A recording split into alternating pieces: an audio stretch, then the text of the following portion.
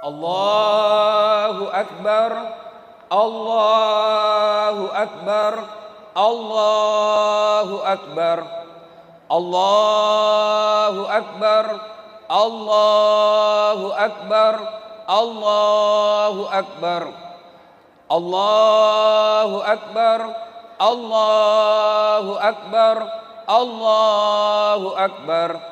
La ilaha illallah wallahu akbar.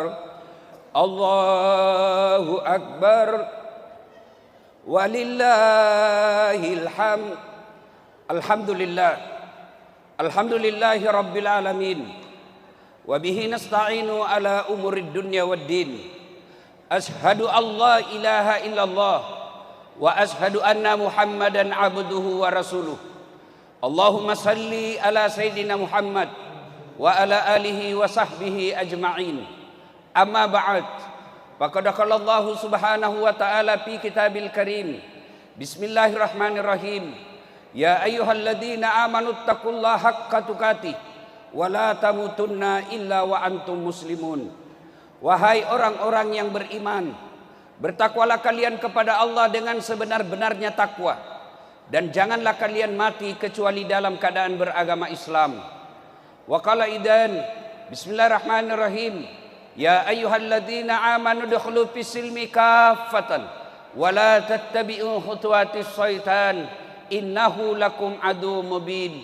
Wahai orang-orang yang beriman, masuklah engkau ke dalam Islam secara sempurna, dan janganlah engkau ikuti langkah-langkah setan, karena sesungguhnya setan itu musuh yang nyata bagi kalian. Wa qala idan, bismillahirrahmanirrahim. Innallaha wa malaikatahu yusalluna 'alan nabi. Ya ayyuhalladzina amanu sallu alaihi wa sallimu taslima. Sesungguhnya Allah dan para malaikatnya bersalawat kepada Rasulullah Muhammad sallallahu alaihi wasallam. Maka wahai orang-orang yang beriman, bersalawatlah kalian kepada Rasulullah dengan sebaik-baik salawat. Ma'asyiral muslimin, sidang jamaah salat Aidil Fitri yang insya Allah dimuliakan dan dirahmati oleh Allah Subhanahu wa taala. Ramadan alhamdulillah telah kita tuntaskan. Puasa, tarawih, witir, iktikaf, tadarrus, bayar zakat, zakat harta dan zakat fitrah telah kita tuntaskan. Ramadan ini andai saya sekolah, dia adalah ujian akhir bagi anak sekolah. Seperti layaknya ujian, ada yang lulus ranking 1, ranking 2, ranking 3. Ada juga yang sekedar lulus, tapi tidak sedikit yang tidak lulus. Dan ciri-ciri orang yang lulus itu, kita yang ada di depan dan saf pertama karena senang menyambut Aidil Fitri. Dan ciri-ciri orang yang tidak lulus, tidak dapat ijazah, mereka yang pulang lebih dulu. Itu tidak dapat ijazah, maka dia cepat pulang. Allahu Akbar, Allahu Akbar, Allahu Akbar, walillahil hamd. Suatu ketika Rasulullah sallallahu alaihi wasallam 1 Syawal sama hari ini naik ke atas mimbar ingin menyampaikan khutbah Idul Fitri. Melek makatok bana bitta. Ketika naik ke atas mimbar seperti mimbar ini, beliau menaiki 3 langkah. Ketika langkah pertama naik ke tangga, Nabi mengucapkan amin. Langkah kedua Nabi lagi mengucapkan amin. Langkah ketiga Nabi lagi mengucapkan amin. Selesai khutbah kemudian sahabat bertanya, "Ya Rasulullah, kami tadi mendengar Anda mengucapkan amin 3 kali dan tidak biasanya seperti itu." Nabi kemudian menjelaskan, "Tadi itu datang malaikat Jibril berbisik kepadaku, berdoa kepada Allah berkaitan dengan Ramadan kita. Jibril berdoa, saya mengaminkan." Bayangkan saudaraku, malaikat Jibril, malaikat semulia-mulia malaikat, panglimanya malaikat berdoa, lalu diaminkan oleh panglimanya para nabi dan rasul, semulia-mulia Nabi Muhammad sallallahu alaihi wasallam. Pasti doa itu dikabulkan. Apa doanya malaikat Jibril? Ya Allah, janganlah engkau terima amal ibadah Ramadannya anak yang durhaka kepada kedua orang tuanya. Saudaraku, biar puasamu baik, tahajudmu tiap malam, kau tadarrus 2 kali hatam, tapi kau teteskan air mata orang tuamu. Mu pediki hati nato tuamu. Kau sakiti hati orang tuamu. Demi Allah, puasamu tidak ada guna.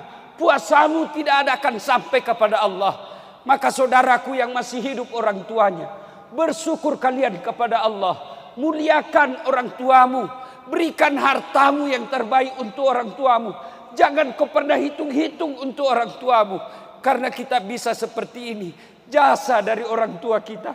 Maka Rasulullah pernah ditanya, ya Rasulullah, ada orang baik agamanya, bagus ibadahnya, tapi dia meneteskan air mata orang tuanya. Dia mengecewakan orang tuanya. Apa kata Nabi? Anak itu jangankan masuk surga, baunya surga dia tidak akan dapat. Bersyukur kita yang masih hidup orang tuanya. Meskipun sakit, meskipun menderita orang tua kita, lalu kita merawatnya bertahun-tahun.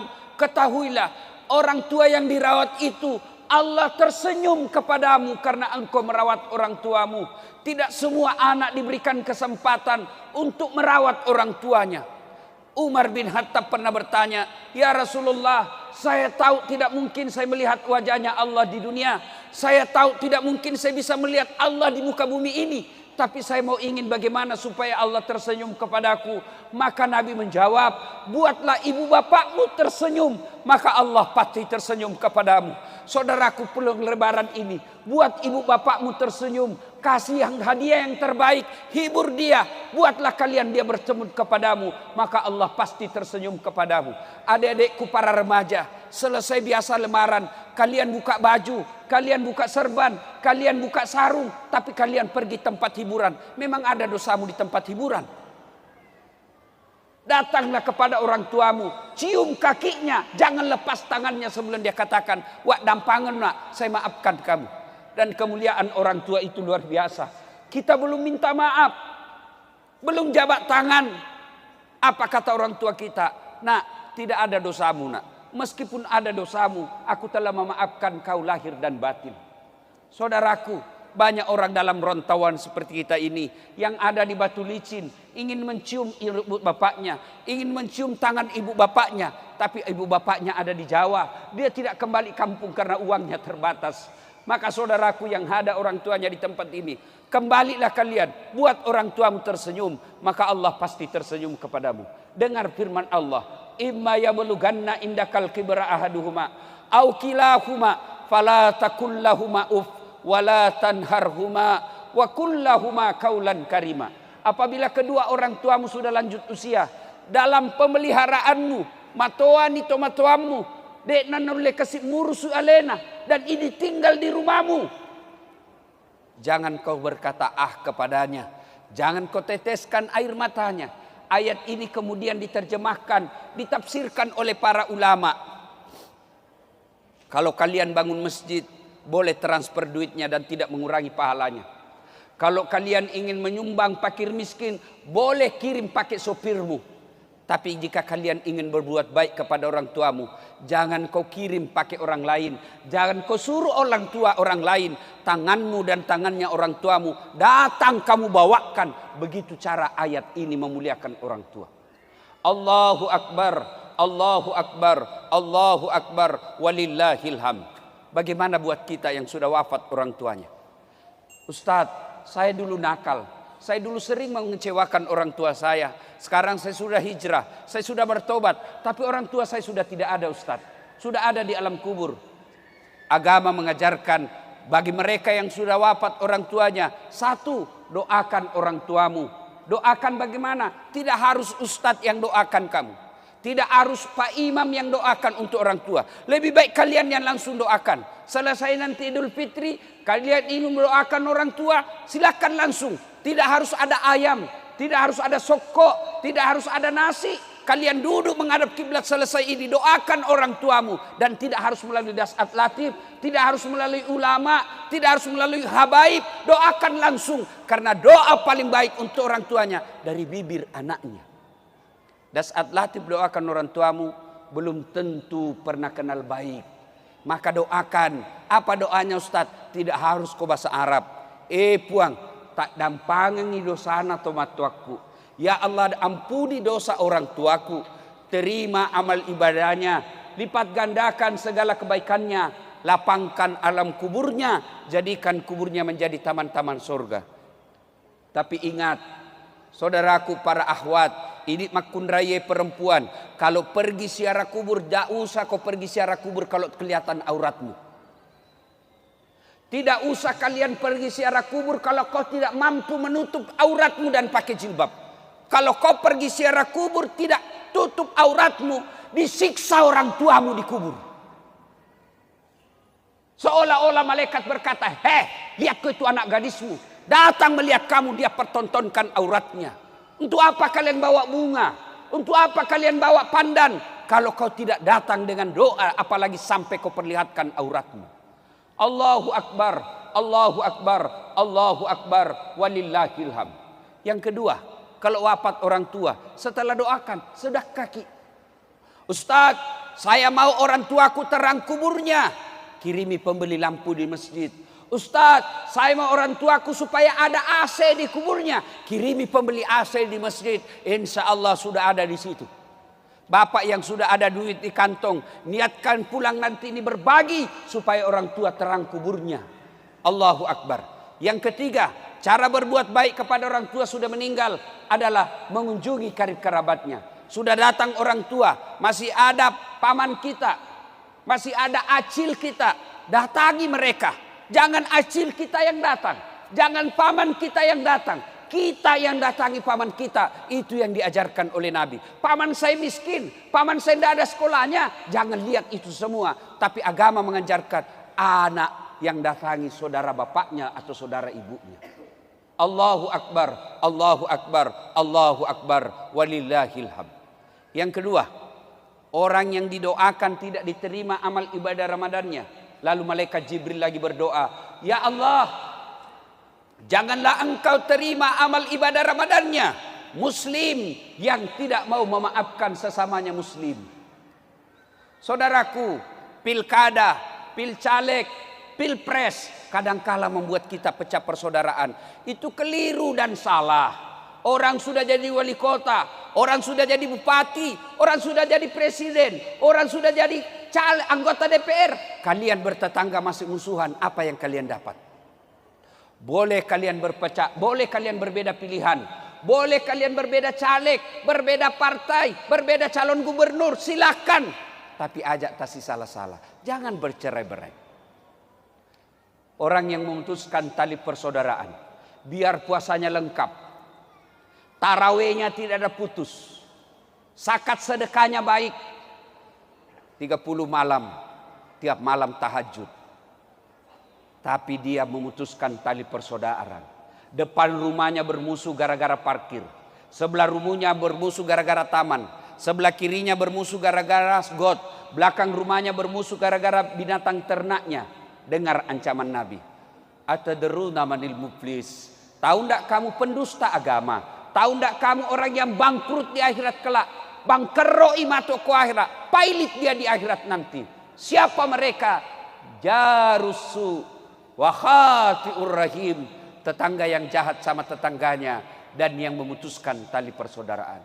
Maka ikhwanul muslimin, saudara-saudaraku orang Islam, saudara-saudaraku ibu bapak yang hadir di tempat ini, kalau ada yang bermusuhan, kemarin gara-gara tanah, kemarin gara-gara warisan, kemarin gara-gara pilkada, selesai ini, datangi, jabak tangannya, salawat kepada Nabi. Allahumma salli ala Sayyidina Muhammad wa ala ali Sayyidina Muhammad. Jabak erat tangannya, sampaikan kepadanya, maafkan saya hilaf, saya keliru, saya mohon maaf lahir dan batin. Selesai itu, kalau berkaitan dengan barang, kembalikan barangnya orang. Selama barang itu tidak kau kembalikan, selama itu barang itu doamu tidak, permaafanmu tidak diterima. Bapak-bapak yang pernah menyakiti hati istri, minta maaf dan sebut dosamu. Ustadz, bagaimana kalau kita pernah selingkuh? Tidak usah, karena pasti lebih kacau masalahmu. Allahu Akbar, Allahu Akbar, Allahu Akbar, walillahil hamd. Yang ketiga, yang didoakan oleh Nabi agar tidak diterima amal ibadah Ramadannya. Ya Allah, janganlah engkau terima amal ibadah Ramadannya istri yang durhaka kepada suaminya. Kenapa Nabi menekankan istri yang durhaka kepada suami? Nabi tidak menekankan suami yang durhaka kepada istrinya. Karena kita suami menanggung tanggung jawab dunia sampai akhirat. Ibu-ibu yang ada di atas dan di belakang, dengar baik-baik. Kami ini laki-laki menanggung dosa ibu. Suaminya imam, suaminya penghafal Quran, suaminya mubalik, tapi istrinya tidak pakai jilbab, istrinya tidak puasa Ramadan, istrinya tidak sholat. Nanti di akhirat Allah mencari, mana ini suaminya? Kegelak kenai, mana suaminya? Kenapa istrinya begini? Maka suaminya diseret. Kau temani istrimu, ku anfusakum wa ahlikum nar. Itu di akhirat. Dunia, dengar ini ibu-ibu, malu seorang suami kalau istrinya pulang kampung, baju tahun lalu lebarannya masih itu tahun ini. Malu kita sebagai suami kalau kita sudah punya anak tapi masih ngontrak-ngontrak, kita tanggung rasa malu di dunia. Mana pernah istri berpikir malu kalau suaminya tidak pakai cincin? Dunia kita tanggung. Berapa banyak seorang suami cari muka, membanting harga dirinya, datang ke bank, minjam uang, kredit. Untuk apa? Supaya anak istri bahagia di rumah. Berapa banyak suami tidak tidur tengah malam. Untuk apa? Memikirkan perusahaan. Bagaimana supaya perusahaan bisa langgeng. Berapa banyak suami jadi tukang gojek, jadi sopir, macet mobilnya. Dan dia tidak telepon istrinya. Macet mobil, kempes ban mobil. Dia tidak telepon. Kenapa? Supaya penderitaan suaminya dia tidak rasakan penderitaan oleh istri. Itulah sebabnya kenapa orang yang durhaka, istri yang durhaka kepada suaminya didoakan oleh Nabi agar oleh Jibril agar tidak diterima amal ibadah Ramadannya, dan Nabi mengaminkannya. Ada jamaah yang bertanya, Ustadz, bagaimana kalau suami yang durhaka sama istri? Tidak dijelaskan dalam hadis ini. Allahu Akbar, Allahu Akbar, Allahu Akbar, walillahil hamd. Kalau ibu-ibu tidak senang sama suami, bukan dengan memakinya, bukan dengan menghinanya, bukan dengan menceritakan kejelekannya, tapi jalannya kamu pisah baik-baik, bukan menghinanya. Ada 4 golongan orang yang didoakan oleh Nabi menjadi bahan bakar api neraka, menjadi bahan bakarnya api neraka. 4 jenis perempuan, satu di antaranya adalah istri yang suka berkata kasar kepada suaminya, istri yang suka memaki suaminya. Maka ibu-ibu yang saya cintai karena Allah, selesai lebaran ini, jangan dulu kau ke tetanggamu, jangan dulu kau kepada suaminya orang, jangan dulu kepada bosmu, tapi datang kepada suamimu, minta maaf. Bapak-bapak juga, jadilah suami yang baik. Karena bagaimana istri kita mau baik kalau kita sendiri tidak bisa menjadi teladan? Selalu kita berdoa, Rabbana atina fid dunya hasanah wa fil akhirati hasanah wa qina adzabannar. Yang doa di dalamnya satu di antaranya, ya Allah, berikan kami keselamatan, kebahagiaan di dunia. Dan kebahagiaan di dunia itu ada 4 unsur kata para ulama. Yang pertama, punya suami yang baik, punya istri yang baik. Kita bisa bahagia, kita bisa dakwah karena kita punya istri yang baik. Berbahagia bapak-bapak yang punya istri yang baik. Saya bisa ceramah seperti ini karena punya istri yang baik. Bayangkan kalau saya mau ceramah di atas mobil, tiba-tiba istri saya WhatsApp, Ustaz, kesetrum anakmu. Mana bisa lagi saya ceramah? Maka itulah fungsinya istri, membuat suami keluar cari nafkah, membuat hati suami tentram. Jangan malah begitu suami keluar, kita WhatsApp dengan kalimat yang tidak enak, kita kirimi pesan-pesan yang tidak nyaman dibaca. Kalau ada sesuatu yang ingin disampaikan, sampaikan secara langsung setelah ada suamimu di rumah, supaya dia bisa tenang, fokus bekerja cari nafkah ketika dia ada di luar. Allahu Akbar, Allahu Akbar, Allahu Akbar, walillahil hamd. Yang kedua, unsur fid dunya hasanah, punya anak yang soleh dan soleha. Percaya saudara-saudaraku, ketika kita wafat, pergi bapak ziarah kubur, siapa yang doakan kita? Ibu-ibu nih yang ada di atas dan belakang. Begitu ibu meninggal, siapa yang doakan ibu? Suami? Tidak, dia kawin lagi. Siapa yang doakan kita? Anak. Bagaimana anak kita mau doakan kalau dia tidak pernah diajarkan agama? Lihat anak-anak kita sekarang. Lihat anak kita sekarang nanti kalau ziarah kubur.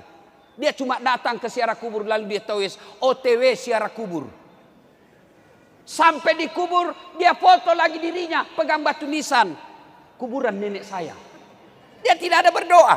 Maka begitu gambaran kita nanti. Ketika koni kiburee, bapak ibu sudah dikubur. Yang doakan kita anak. Kalau anak tidak dididik dengan baik, jangan harap dia akan doakan kita. Dan saudaraku, dikubur bukan 1 tahun, bukan 10 tahun. Bapak pergi merantau ke Jawa. Orang Jawa merantau ke Batu Licin. Kada nyaman, bulik ikam ke kampung. Tapi kalau sudah masuk dikubur, ada yang bulik. Kada enak dikubur, bulik ulun, kada ada. Allahu Akbar, Allahu Akbar, Allahu Akbar, walillahil hamd. Maka alangkah bahagianya. Orang tua di kuburnya sudah jadi tulang belulang. Tapi anaknya setiap 5 waktu di sujud terakhirnya selalu berdoa, Allahumma ghfirli wali walidayya warhamhuma kama rabbayani shaghira. Bagaimana ada kita menjadi soleh dan soleha? Tidak usah cemaskan soal kantongnya. Tidak usah cemaskan soal isi perutnya. Cemaskan akhlak dan agamanya. Dan salah satu cara agar anakmu soleh dan tidak keras hati, tidak kepala batu, jangan kau kasih makan uang haram. Bapak boleh bisnis di luar, tapi hati-hati membawa uang pulang ke rumah, karena itu akan menjadi darah daging anak dan keturunan kita. Allahu Akbar, Allahu Akbar, Allahu Akbar, walillahil hamd. Yang keempat, yang disebut fid dunya hasanah. Yang ketiga, yaitu punya teman yang baik. Teman yang baik bukan tinggi pangkatnya. Teman yang baik yang bisa menunjukkan kamu ini baik, ini salah. Itulah teman yang baik. Bagaimana ciri-ciri teman yang baik? Masuk waktu sholat, dia ingatkan kita. Masuk waktu sholat, dia ajak kita sholat. Itulah teman yang baik. Mana lagi teman yang baik? Mereka yang akan hadir ketika susah dan dia akan hadir ketika kita senang. Allahu Akbar. Dan yang keempat, fid dunya hasanah itu adalah punya harta yang berkah. Harta yang berkah itu bukan jumlahnya banyak, tapi berapa banyak harta kita bisa dinikmati oleh orang lain. Allahu Akbar, Allahu Akbar, Allahu Akbar, walillahil hamd. Sidang jamaah Aidil Fitri yang saya muliakan. Pada akhirnya, mari kita pelihara amal kita selama bulan suci Ramadan ini. Kalau kita terlibat anak yang durhaka sama orang tua, putus silaturahmi. Kemudian kita termasuk istri yang durhaka kepada suami. Wala tayasu mir rauhillah. Jangan kau putus asa. Mari mohon ampun kepada Allah. Lalu bermaaf-maafan kepada sesama manusia. Inilah tujuan salah satu dihadirkannya ceramah dan Aidil Fitri. Berkumpul kita di satu tempat ini. Supaya apa? Selesai Aidil Fitri kita saling mendoakan. Taqabbalallahu minna wa minkum. Taqabbal ya karim siyamana wa siyamakum. Demikian semoga ada manfaat. Barakallahu li wa lakum wa izzil mu'minin innahu huwal ghafurur rahim.